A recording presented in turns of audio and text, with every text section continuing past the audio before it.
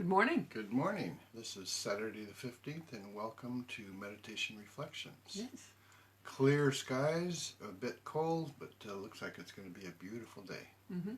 Perfect time for that August pruning, which is necessary when you have a clear day. So I'm going to finish off the last of the pruning today. Yeah.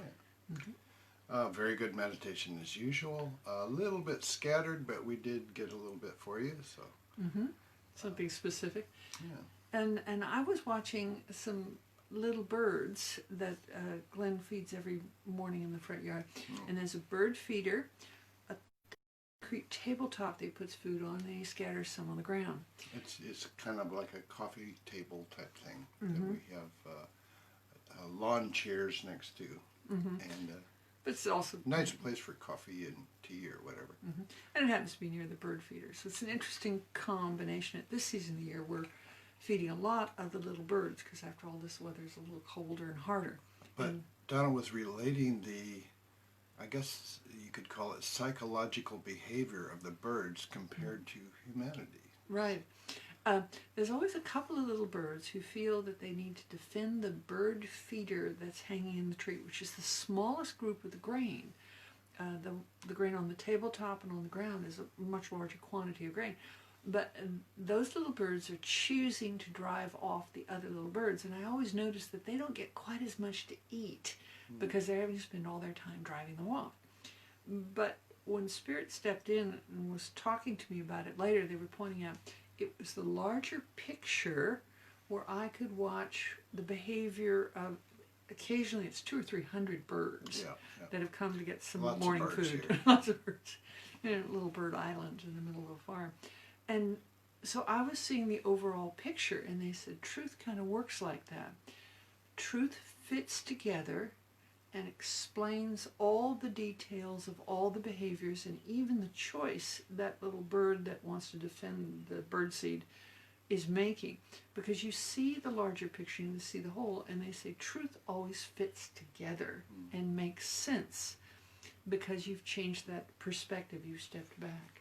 So I thought it was kind of nature or observation of nature kind of giving me an insight, because I suspect humans do the same thing. Yeah, we get caught up in our dramas and don't see the reasons behind things, and just focus on our little tiny island of what's happening now or what's happening to me, and then forget about the bigger picture.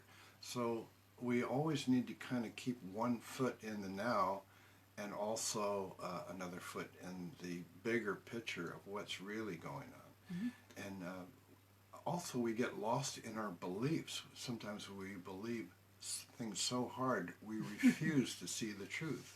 Like the little bird who's defending the food and therefore not getting time to eat it. It's kind of like, silly little bird, but he's doing what he wants to do and what he thinks is important. I see that a lot with watching seagulls as well. True. Lots of seagulls around here. Oh, we're not too far from the coast. Yeah. When there's bad weather, the seagulls come in, it's kind of warning it's going to be a bad night. The seagulls are hunting for trees or out of the wind, and you go, bad night for a seagull. They fly in anything. Yeah. But that overall picture, you've got to have enough time that it builds up so you can see the truth. And watching the birds over several days is kind of it's always kind of a slightly yellow-green one that wants to defend, and it's not the house sparrows or the house wren trying to defend its space. It's just 2 or 3 little birds that enjoy fighting with each other, and you go, okay, because it's a regular thing, and that's verified over several days. Yeah.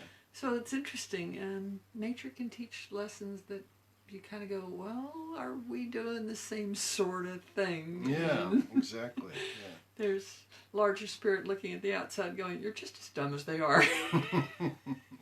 Which was the point Spirit was making. On another topic, I was looking at the 4 elements within the shamanic tradition of fire, water, earth, and air, and realizing that I don't know, this is just for me, I don't know enough about air. So I've actually written a book about water and my experiences with it. And you're comfortable with fire. He's the sort of tender. Understand fire, but not completely. And earth I'm an earth sign. So I'm a gardener. so I know a bit about Earth, but air is still kind of a mystery to me, and my intention is to do some more research on that, and I'll let you know what I find. It might be in the next week or two. I think it's good to make little discoveries where you go, oh, I need to know more about that. Yeah, and yeah. you just go get the information and find out more about it. Yeah, and it's easier to do any kind of research now. That's true. But just be discerning in what you uncover. And look for the larger picture with all the birds in it. Yes, yes. Anyway, we hope you have a wonderful weekend.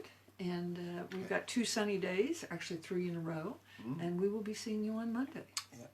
Have a great weekend and blessings. Blessings upon you.